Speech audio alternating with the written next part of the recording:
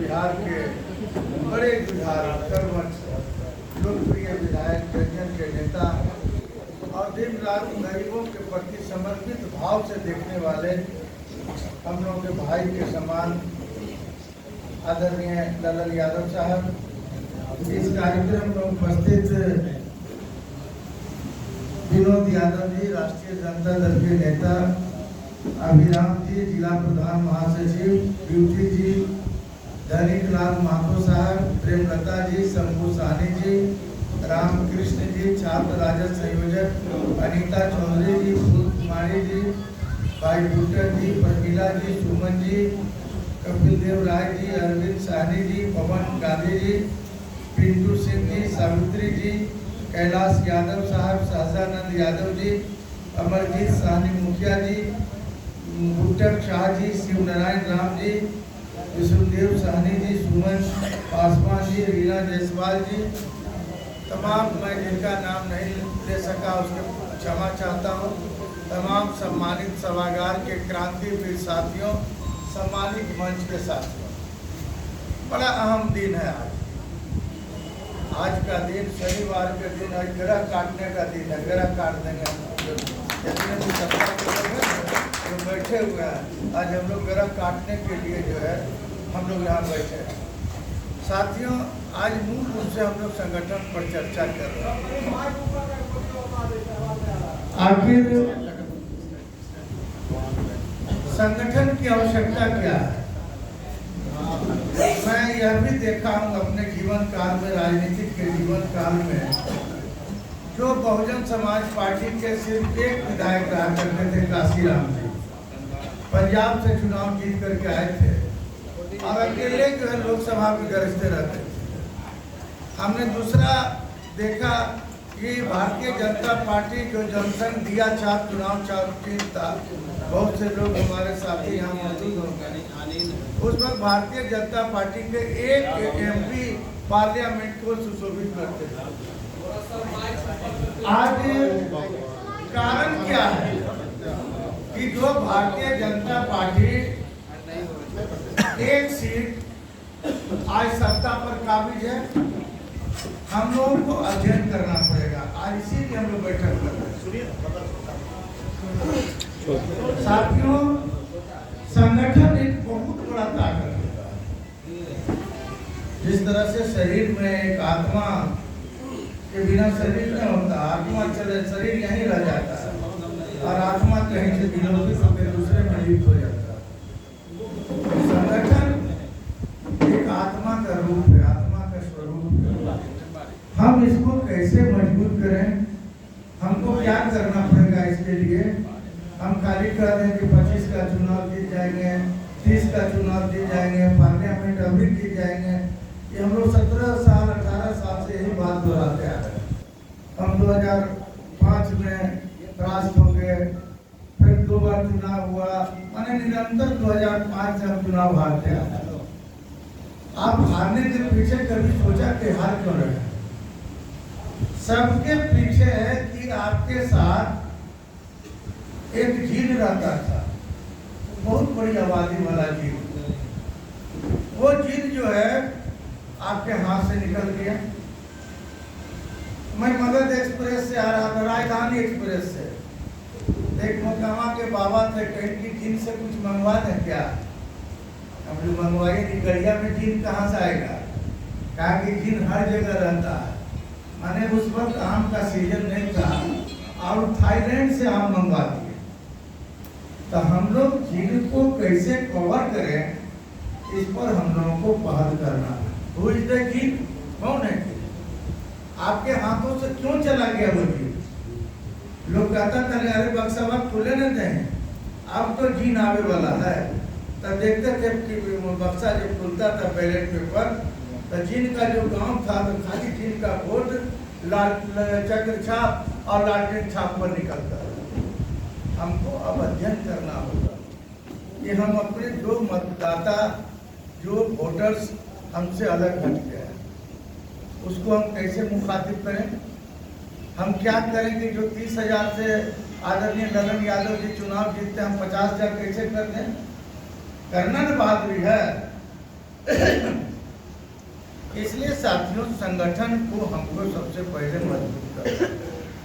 ये आपके ताकत के बल पर, मेरा कोई ताकत नहीं है, ये आपके ताकत के बल पर आदरणीय राष्ट्रीय अध्यक्ष जी, नेता प्रतिपक्ष श्री तेजस्वी यादव जी, आदरणीय डॉक्टर जगदानंद सिंह जी ने मुझे इस जिले का प्रभारी बनाया है। आपके ताकत है, मेरे पास क्या ताकत है?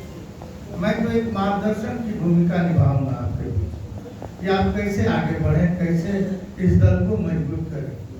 जब तक दल मजबूत नहीं होगा तो हम लोग अगर 25 में चुनाव हार जाते हैं तो आपको लगता है कि 25 के बाद कार्यकर्ता टूटना स्टार्ट हो जाएगा, जहाँ तहाँ शिफ्ट हो जाएगा। तो हम लोग शिफ्ट न हो, हम 25 में जो मेरा मिशन है उसको पूरा करें। लोग कहता है कि अरे अभी तेजस्वी बनते ही मुख्यमंत्री, ये एंटीवायरस लोग हैं, जो वायरस निकलता है चाइना से, वो चाइना वाले लोग वायरस को फैलाते हैं। तेजस्वी में बहुत बड़ा ताकत है।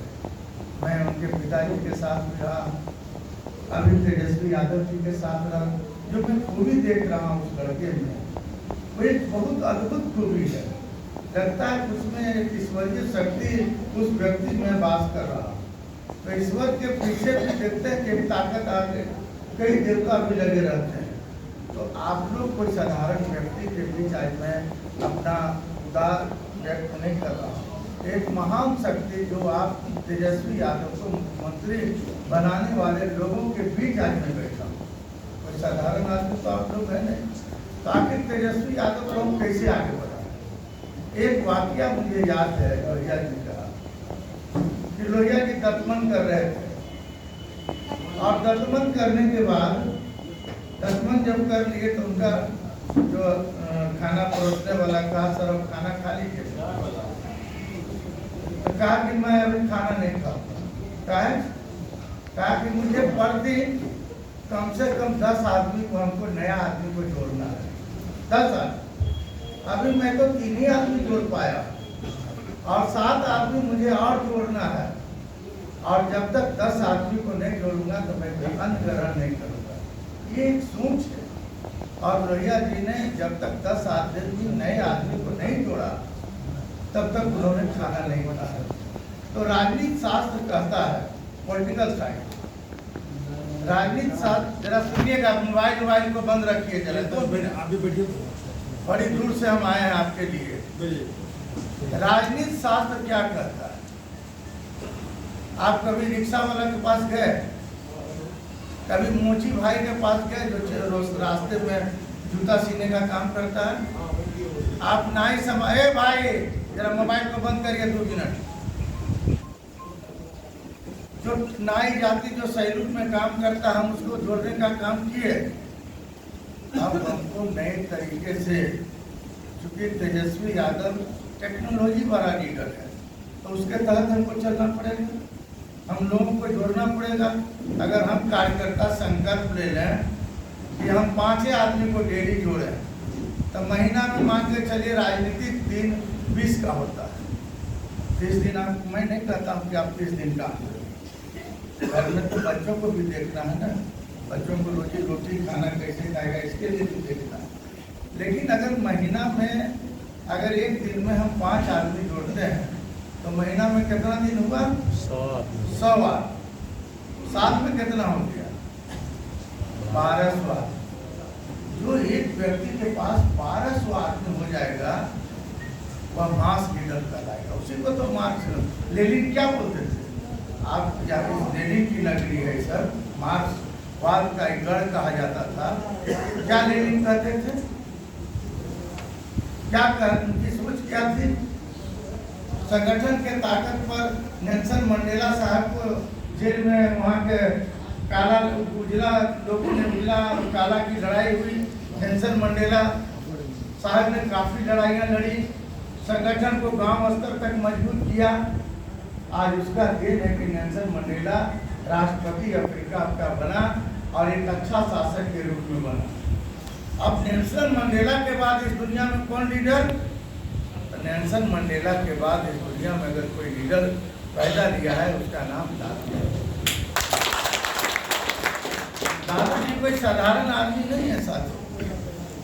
एक साथी बता रहे थे कि तो यादव और मुसलमान और फलाना दमाना ये सब की पार्टी है। अगर राष्ट्रीय जनता दल लालू यादव की पार्टी, राष्ट्रीय जनता दल की पार्टी अगर यादव और मुसलमानों की रहती तो आज जायसवाल जी कर्मठ महिला, कितने लोग हैं, ब्यूटी सिंह बुनियाद समाज से आ रही हैं, कोई कलवार से है, कोई सहानी से है। यहाँ तो हमको लगता है कि 40 जाति के लोग यहाँ बैठे, धार्मिक समाज के लोग। लालू यादव एक जात का लीडर नहीं है, लालू यादव एक जमात का लीडर है। अगर लालू यादव अगर समझौता कर लेते शुरू से तो ये लालू यादव इस देश का डिप्टी प्राइम मिनिस्टर जरूर होते हैं लालू के साथ। लेकिन लालू यादव मरना पसंद करता है, लेकिन लालू यादव किसी से समझौता पसंद नहीं करता। हम उसके वंशज, वो राजनीतिक गुरु मेरा है। हमने तो जननायक कर्पूरी ठाकुर को नहीं देखा जीवन, तो देखे होंगे हमारे कर्पूरी बाबू देखे होंगे, कई बाबू देखे होंगे, लेकिन हम तो कर्पूरी ठाकुर की साया और नेल्सन मंडेला की साया अगर कनकर में छिपा हुआ है, रोहों में छिपा हुआ है, उस हस्ती का नाम लालू प्रसाद यादव। कितना कष्ट है। अगर लालू यादव अगर जात का यादव नहीं होते तो रांची के घोटवार जेल में बंद नहीं होते। तिहाड़ जेल उनका इंतजार कर रहा है, कभी बेउर जेल इंतजार करता है। क्यों? ये जो बैकवर्ड कम्युनिटी, इस देश के लोग नहीं चाहते कि गरीब आगे बढ़े। इस देश के लोग नहीं चाहते कि वंचित समाज को आगे बढ़ाने वाला व्यक्ति आगे बढ़े, उसको जेल में सलाखों में डाल दो। नीतीश कुमार और लालू यादव में 10 मिनट समय ले सकते हैं ना आपका? इजाजत तो बिना इजाजत के। नीतीश कुमार और लालू यादव में बहुत दोस्ती थी, मैं देखा हूँ। मैं नीतीश कुमार का भी इलेक्शन इंचार्ज रहा, मधेपुरा में आदरणीय राष्ट्रीय अध्यक्ष जी का भी चुनाव प्रभारी रहा, छपरा में भी मैं चुनाव प्रभारी रहा। मैं बहुत ही नज़दीक तरीके से लालू यादव को जानता हूँ जी। तो लालू यादव और नीतीश कुमार की दोस्ती किसने तोड़वाई? मैं नाम उस व्यक्ति का नहीं लेना चाहता हूँ, लेकिन आप सब जानते हैं कहा कि अरे ललुआ तो मजबूत हो। लालू को तोड़ने का एक ही उपाय है, लालू यादव को बर्बाद करने का एक ही उपाय है कि नीतीश को हटा दो, एक पिलर को तोड़। 3 पिलर पर मकान रहता है क्या? पिलर को तोड़ दिया कुछ लोगों ने। और मुझे याद है वाकया, एक Shivam photo state Patna high court के पास है, तो वहाँ जो है रविशंकर जो अभी मेंबर ऑफ पार्लियामेंट है पटना साहिब का, ये तमाम भारतीय जनता पार्टी के लोग ड्राफ्टिंग करते थे। मैं पूर्वक बन के सुनते रहता था कि लालू को जेल में डालने के लिए क्या किया जाए। और वहीं चाय आता था और हम लोग भी चाय पी लेते थे। हमको उतना लोग बढ़िया से नहीं जानते थे, लेकिन सुनने का प्रयास हम लोग करते थे कि वो कर क्या रहा। एक रणनीति बना करके लालू यादव को जेल भेजा है। आपको मैं जानकारी दे दूँ, आप जनता के बीच रहने वाले लोग, किसी भी पॉलिटिकल व्यक्ति को रेवेन्यू पावर नहीं है। क्या लोग बाबू सदन के सम्मानित सदस्य, किसी भी मेंबर ऑफ पार्लियामेंट हो, मंत्री हो, कुछ अनुमोदन कर सकता है कि नियमों के अनुकूल कार्रवाई करें। कई मंत्री लिखता है, तो नियम कौन बनाता है? जो सरकारी पदाधिकारी हैं, उन नियम के अनुकूल जो है 5% का प्रदर्शन करता है। लालू यादव क्या टेम्पू से चारा ढोए हैं क्या? लालू यादव स्कूटर से चारा ढोए हैं क्या? स्कूटी से चारा ढोए हैं क्या? एक षड्यंत्र लालू यादव को फंसा, और वो षड्यंत्र में वो लोग कामयाब हो गए और लालू यादव को अभी तक परेशानियों का सामना करना। परेशानी से हम कब निकलेंगे? जब तक हम नहीं निकालेंगे लालू यादव जी को परेशानी से, तो सिर्फ वो परेशान नहीं होंगे। अभी हमारे एक साथी किसान सेल के उपाध्यक्ष कैलाश यादव जी ने बताया कि मैंने जब विरोध किया वर्तमान मंत्री का, तो हमारे यहाँ छापामारी हुई, कई घटनाएं घटी, समझे कि नहीं, तरह तरह की बातें सुनने को आई।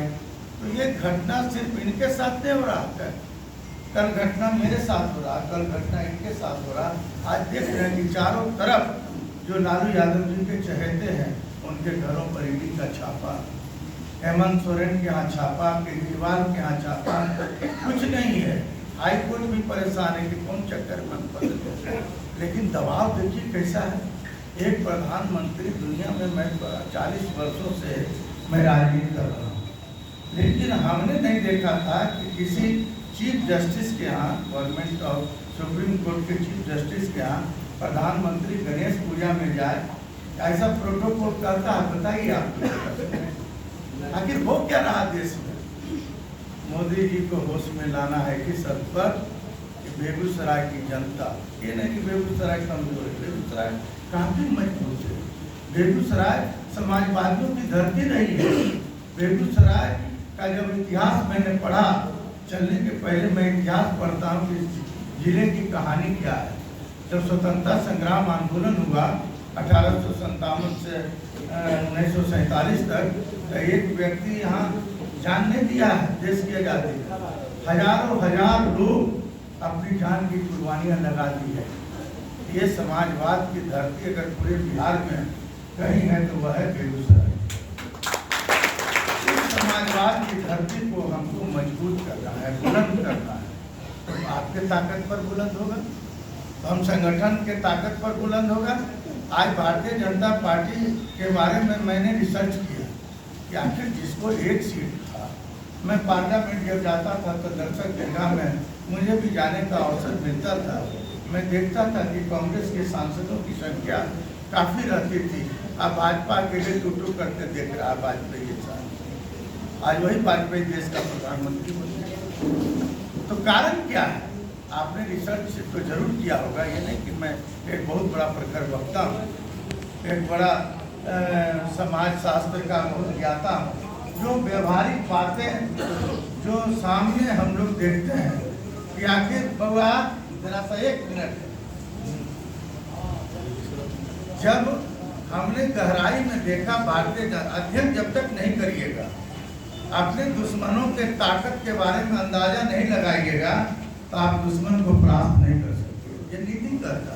चाणक्य भी हमेशा इस बात को बोला करता था कि अगर किसी से दुश्मनी करना है, अगर किसी से अगर दोस्ती करना है, तो उसका दुश्मनी का अंदाजा जरूर लगा, तभी दोस्ती करना, अन्यथा मत करना। ये अगर जान जाना कि अगर हम कमजोर हैं तो दोस्ती मत करो, बाय बाय करके चलते हो। ये चाणक्य की नीति करती है। इसलिए साथियों, हम लोग चाहते हैं कि बेगूसराय जिला बिहार में 1 नंबर जिला के रूप में हम बना दें इसको। हम मेहनत करने वाले लोग हैं, हम पीछे हटने वाले लोग नहीं।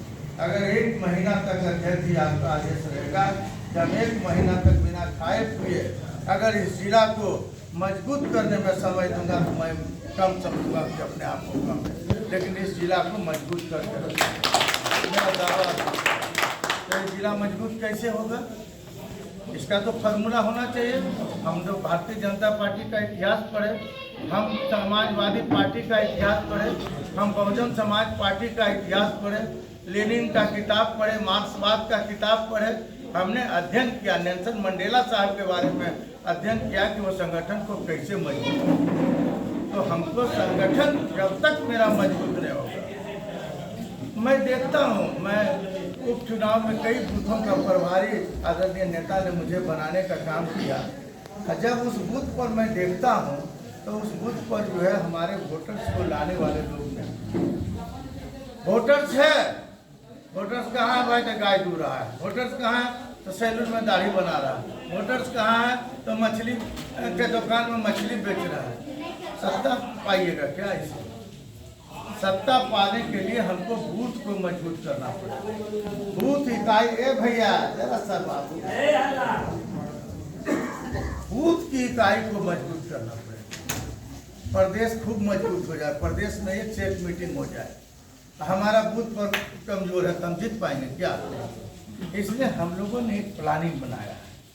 आप लोग बहुत सवेरे से यहाँ बैठे हुए 10 बजे तक आप बारिश का सामना किए, हर चीज़ का सामना करते हैं। आप जो संघर्ष करते हैं, आपके प्रति बधाई देने का मेरे पास कोई शब्द नहीं है कि मैं किस रूप से आपको नवाजूँ। जो व्यक्ति भूखे प्यासे 4 बजे तक अपनी बातों को रख रहा है और किसी की बातों को सुन रहा है, वो कोई साधारण व्यक्ति नहीं हो सकता।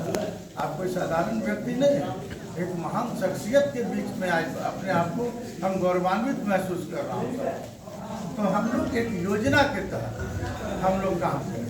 तो पहला योजना मेरा क्या रहेगा, अब जैसे कि बहुत सा प्रकोष्ठ है, तो प्रकोष्ठ के अध्यक्ष बनने से क्या जिला अध्यक्ष नहीं कोई पद मिला तो चलो प्रकोष्ठ के अध्यक्ष बन जाओ। अगर कोई पद नहीं मिला तो चलो पार्टी का वोट लगा लो, अब प्रधान महासचिव और महासचिव लिख दो। इससे दल मजबूत होगा क्या? अगर आप जिला के प्रकोष्ठों के अध्यक्ष हैं तो आपकी जिला कमेटी पुनर्गठित हुई है कि नहीं गठित हुई है? आप जो जिला में आपने कितने बार बैठक किया? देखिए मेरे बात को आप लोग माइंड नहीं करिएगा, मैं क्षमा चाहता हूँ। मैं अपनी इसलिए बता रहा हूँ कि हमारे लोग मजबूत हो जाए। राजनीति में कोई व्यक्ति आगे नहीं बढ़ाता है। हम चाहेंगे आपको आगे बढ़ाने के लिए, हम पागल हैं जो आपको आगे बढ़ाते हैं, हम नहीं आगे बढ़ जाए। राजनीति में अपने आप आगे बढ़ना पड़ता है। कोई बच्चा को चलने के लिए सिखाता है क्या? कोई बच्चा को माँ का दूध पिलाने के लिए सिखाता है क्या? अपने आप सीखता है। उसी तरह से राजनीति एक ऐसा शास्त्र है जो आपको खुद बढ़ना है।